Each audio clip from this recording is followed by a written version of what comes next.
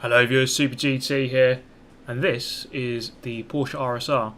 I just want to take a second here to appreciate this paint job, because this is how paint jobs should be. This is done by F4H ForceOne, and well, just look at it. It's absolutely brilliant and beautiful. And we're going to take it for a spin around Sebring. Now I'm not going to show you the whole clip here, well I'm not going to show you the whole race, obviously I'm going to show you the whole clip. Because I just want to show you the Super GT effect. Starting in 15th, we're going to show a really good example of how I can just kind of morph my way through the pack. So going up the inside here, and actually I just hit the wall on the inside and just about avoid hitting this guy in the McLaren. Now there's the first incidence of Super GT effects, up into 10th. Into the second corner, there's the second incident. Gain another position, and another about 5 positions as everyone pretty much crashes, and I go immediately up into 4th position. So that is a net gain of 11 in about 30 seconds. So good stuff there. Now you can see the gap's already opened up to the guys ahead into the hairpin. For some reason my audio is starting to mess up, and then I paused the game in a really stupid time, going into the braking zone. Now tried to cut the track there to give this guy a bit of room, but obviously it wasn't enough because he just goes flying into the tyre barrier, causes carnage behind, and that kind of sets off the rest of the pack. It's kind of like one of those moments where in a horror movie where someone's running away from someone else and then they just tip everything in the path of the pursuer to try to get rid of them. And in this case I kind of just tipped a nice car into the tyre wall just for everyone to crash into so I can get away. So that worked very well, and unfortunately that was the end of that race really, because you can see there I finished 4th. The gaps were just too big after lap 1, after all that carnage. So we're going to show the opposite really here. This is just a really good a start. I just thought I'd bring it to you, and of course I'm not in the Porsche, I'm in the BMW now, but the example of how it can be done when you get a couple of good people in the lobby. Everyone holds their line, so if you're on the left, stay on the left. If you're on the right, stay on the right.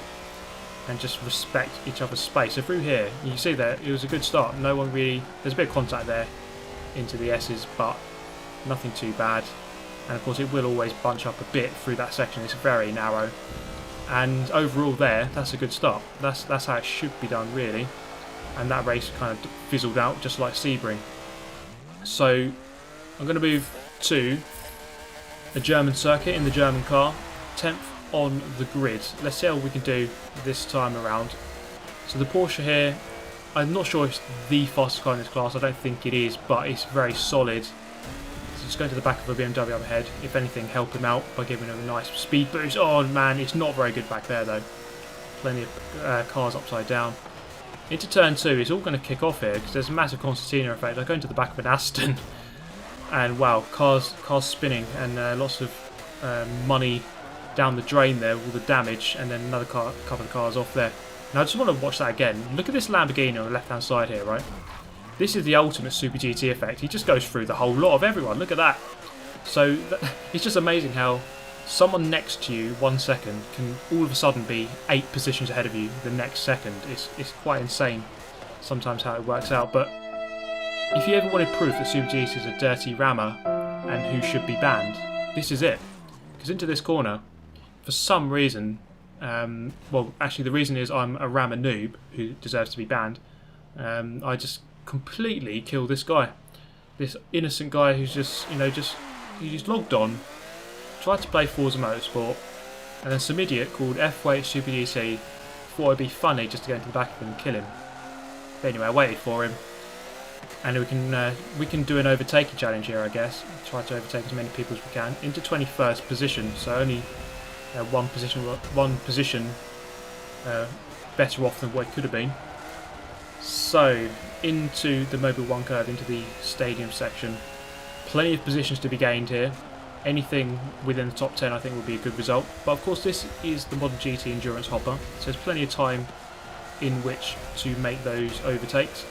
So we're very patient here. So I mean, a solid method, as we just go past these guys, they're all over the place. A solid method would be to go into the pits right now. Obviously I haven't done that, but that would just clear us of all the traffic. We could just go, basically you go into pits, and then you go out and clear air, and then you start lapping and start just setting good lap times basically on your own, and you're just not losing time at all to anyone. And that way you can overtake people eventually once they start pitting. So already up into 14th, so a couple of people here, a couple of stragglers. I think someone went in the pit, so that was one position. A couple of people there not going very quickly, making mistakes, so quite an easy couple of positions there to be gained. So we're well on our way towards that top 10, only 4 more positions to be gained, and you see there the pack isn't too spread actually, which is good to see. It's always good to not have a massive field spread, that's the problem. I mean, you saw in that first clip at Sebring, you get that massive pile up on the first corner or the first lap, or the first half of the first lap, and the pack just opens up massively, and then if it's someone else who's quite quick, you're just never going to catch them because the gap's too big. So this guy falls victim to the gravel of death on the exit of the Mobile 1 curve, and I gain a position out of that, up into 13th. The Porsche here handling really nicely, enjoying the tune. In fact, it's by me for once. Yeah, I've actually tuned something quite well, although I must say I don't think it's the quickest. There are definitely quicker cars than this, and I think there's definitely quicker tunes than this. It's just I think it's fairly solid. It's quite hard.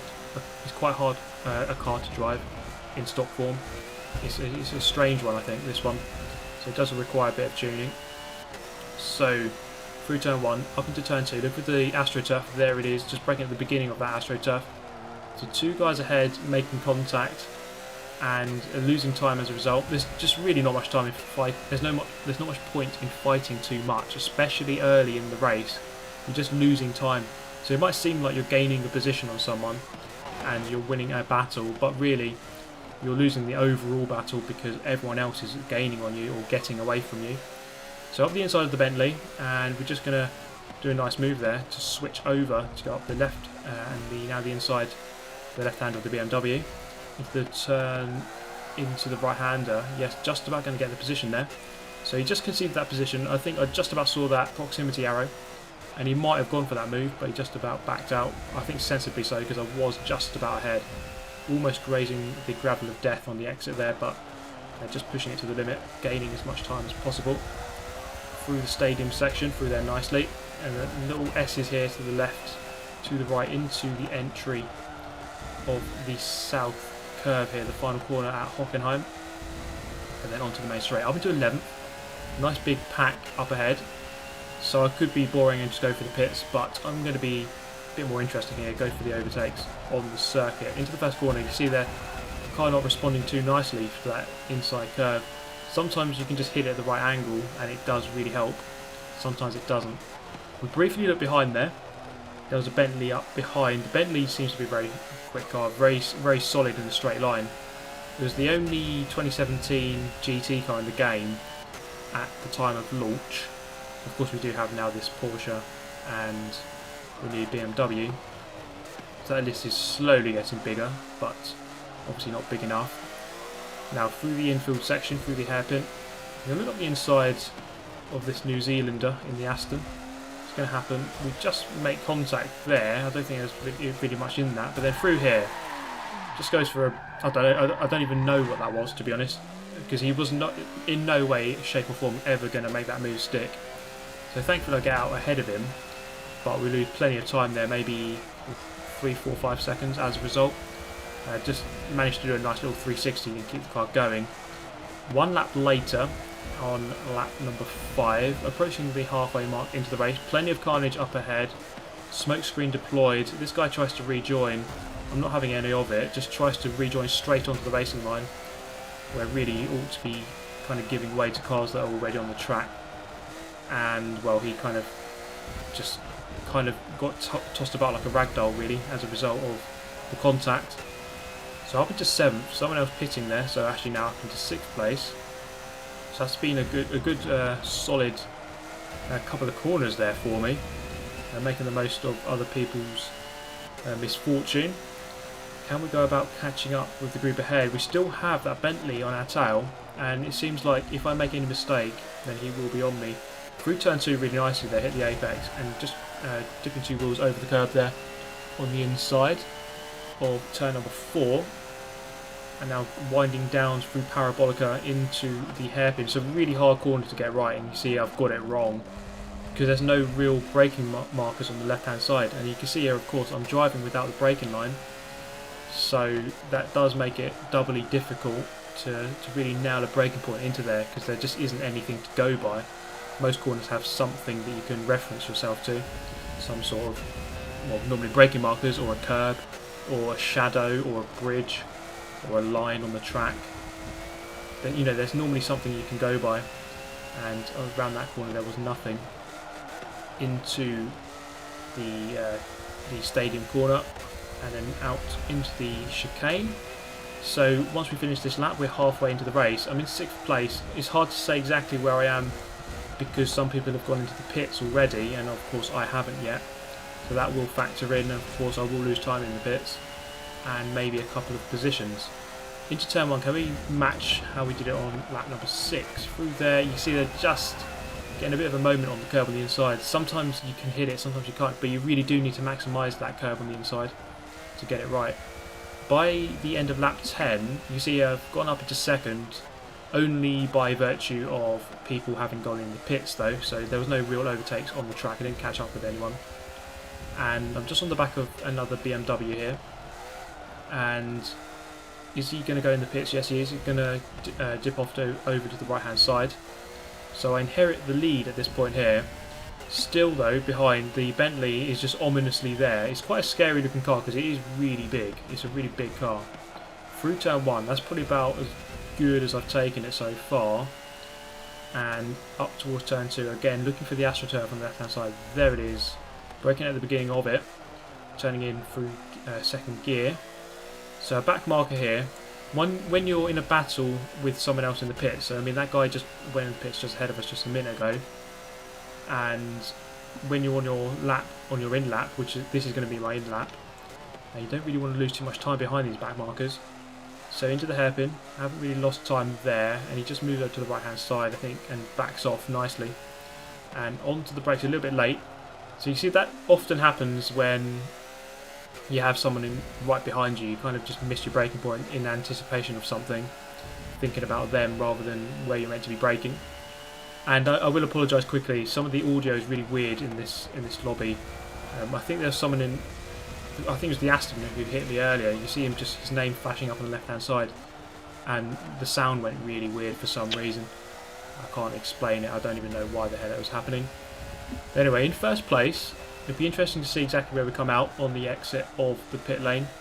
So we're going to go out wide but then cut back for that late maximum attack on the entry, gaining as much time as possible. On the exit, we're actually in 6th place. Actually a Mercedes spinning out there. I think, yes, that was a back marker though. So no worries. So we still have 2 cars behind us. So can we keep the the Bentley at bay for one more lap? I'll go very wide into turn 2. That's not going to help. And then onto the back straight, which isn't straight. Can we just about get away from that Bentley? I think the gap is just about big enough. We should be able to do it. So I'm going to be really conservative on the brakes here. Actually, no, I'm not. I'm going to be really late. Go for that late apex.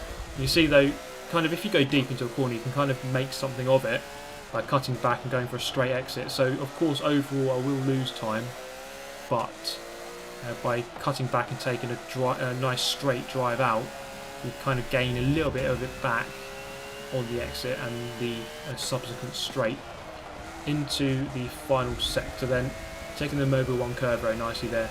It's a great corner to take when you get it right. It does feel quite rewarding. I do like this final sector here at Hockenheim, very challenging. It's not easy to get perfect, it really isn't at all, especially this final corner. Final double corner. It's almost like a double corner, one long corner, extending as much as possible on the entry to the final corner. And it's going to be a 6th position. There we go, over the line. 126.1, and a crap couple of tracks there for us to vote for. But see there, actually, it was the quickest clean lap in the race. So actually, that kind of proves that the car was very good. This race, and it's just a shame there was that massive hit that I did on that guy on the first lap, which really cost me because I had to wait for him, of course. But anyway, that was my fault, so I can only blame myself. So then, Silverstone at night, Silverstone Grand Prix circuit, 12 laps, so it's going to be a fairly long race. So we just did 12 laps at Hockenheim short. This, of course, is going to be a longer track. Beyond Alcapot into the hairpin, or not quite going to happen, and it's not quite a hairpin. So keeping second place. He's going to go in very narrow there, and he's going to cost himself on the exit. I'm going to look up the inside into the left onto the Wellington straight. He actually forced me really narrow, and actually worked out quite well for him. And we've got JSR Type R here. He's really quick, and he's in the BMW M3 into the next corner up the inside. It's almost like Hakkinen versus Schumacher at Spa all over again, and only except it wasn't really. And then through Luffield onto the old main straight. So I gained a position and I lost one at the same time. So still in second, JSR Type R gaining 2 with a nice move around the outside. Down the main straight, or the old main straight, into Copse corner, breaking on that mark on the left hand side. I receive a nice bump into the corner. And funny enough, this guy still had the cheek to try to go past me after, you know, just pushing me wide. So I kind of just came across quite aggressively on him there. Into the Magus Beckett section. How can we go about dealing with this one? Really maximising track limits there. I think as long as you keep 2 wheels on the curb, the game determines it to be clean. Of course, not by real racing standards though. Onto the hanger straight.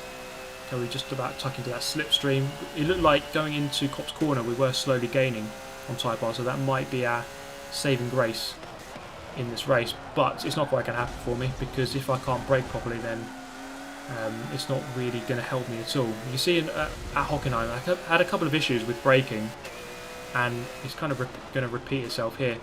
And I think at night it's even harder to really judge your braking points if you don't drive with the racing line, because of course you just can't see as much, so it's hard to judge where you want where you're meant to brake. And of course you've got those races with no headlights around, like the Nordschleife, where you can't see anything. Then of course it's really crucial to have that braking line on. You can just use it religiously, and it's really easy that way. Bit of contact with Dottore into turn 3. He makes contact with the Lamborghini up ahead. It's going to be a 3-way into the hairpin. Just try to really crawl on the inside through there. As a result of going so narrow in, I have to go slow out. The Lamborghini takes back 4th, and then the Chevrolet there doing a nice double move on the pair of us up into 3rd. So that is a pair of double moves, one by JSR Type R, one by Dottore here on the beginning of lap 2. Looking around the outside into the next corner, long right-hander. Have to be really patient here. Let the car kind of settle and then get back on the throttle. It can be an idea halfway through the corner to lift off. The weight goes back on the front tyres, and you kind of get a bit more of a turning angle by doing that, and then you can get on the throttle after. Into Copse corner, looking for that marker once again. We're in to the apex very nicely, and it's a nice 4-way battle here. So this lobby turned out to be quite a good one. There's quite a depth of good players. In fact, just behind us, ACR Lucky Sod, he's going to feature a bit later on in this race. Looking up the inside, that's not really a place to go for a move. There's contact up ahead, I don't know if you can quite see it, and then that's Alcpo into the edge of the wall. The guy in the Lamborghini, who was leading the race at the very beginning. So that's 1 position gained up into 4th, and 1 close competitor who's now out of the race pretty much. We're still in the race, out of the running for a podium position at this rate, unless he really stages some sort of miracle comeback. And then into the final couple of corners, you see here the guy in the Lamborghini going very defensive, so he's already thinking about preserving that 3rd position, as now Dottore begins to pull away in that Chevrolet. Seems to be very, very rapid indeed, trying to hunt down JSR Type R, who's now opened up that gap to at least a couple of seconds. He's way around turn 2, already going into turn 3 right now, so it's a good 3-4 seconds he's gained, and it's only lap 3, so he's flying at this current moment. And there's me finally into the apex of turn 3 a couple of seconds later, and then into the left of 4. Very slow corner, got to be very patient there.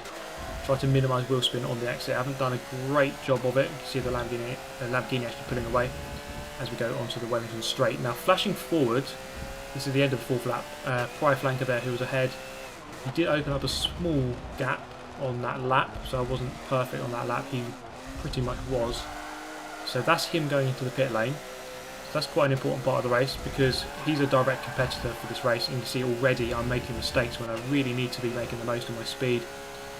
And then at the end of lap number 9, so about 5 laps later, this is going to be the telling part because I'm going to dip over to the right hand side and take my pit stop. So ACR Lucky Sod actually caught up right onto my tail by that point.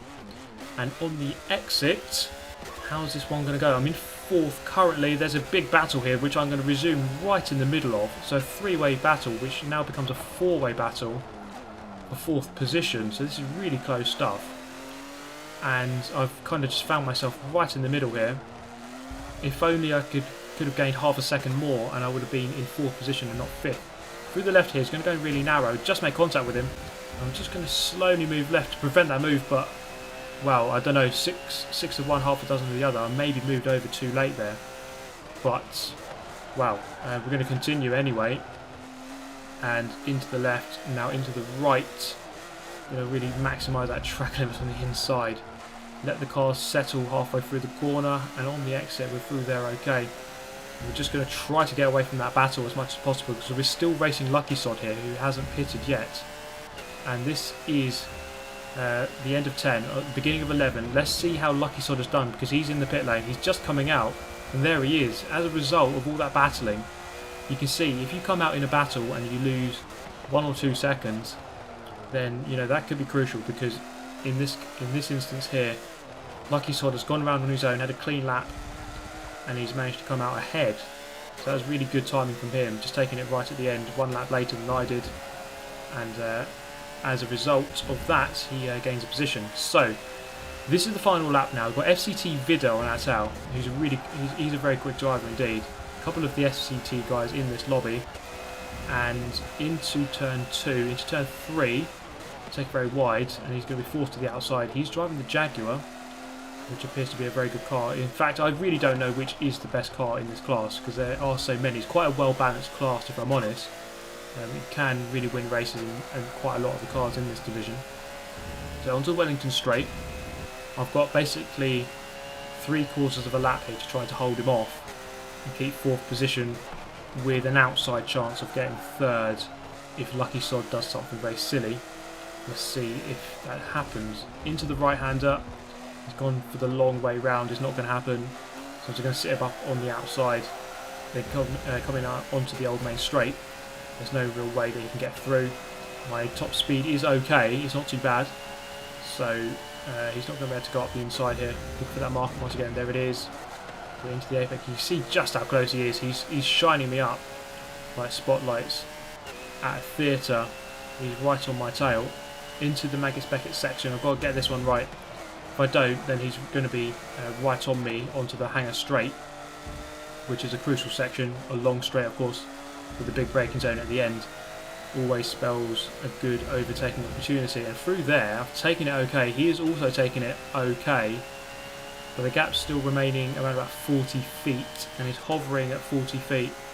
So he isn't going to gain on me, even with the slipstream. Bit of contact. I think I braked about the right time. Not too late, not too early. There was a bit of a bump though. Only 2 more corners left to try to hold him off. And we've got that 4th position. So I started 3rd. It's only going to be a 4th. So it wasn't the greatest race, but I think I drove fairly well throughout.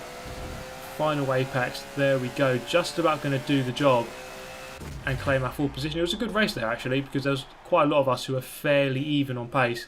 And I think Lucky Sod had the best result overall out of that little group as he come through to finish 3rd on the podium. And Dottore did very well very early in the race to just kind of blitz us all and just get away. And of course JSR Type R winning it overall. But let me know your thoughts guys. I do hope you enjoyed. Of course, do check out this paint job on the Porsche RSR by F4H ForceOne. He's done a really good job on that.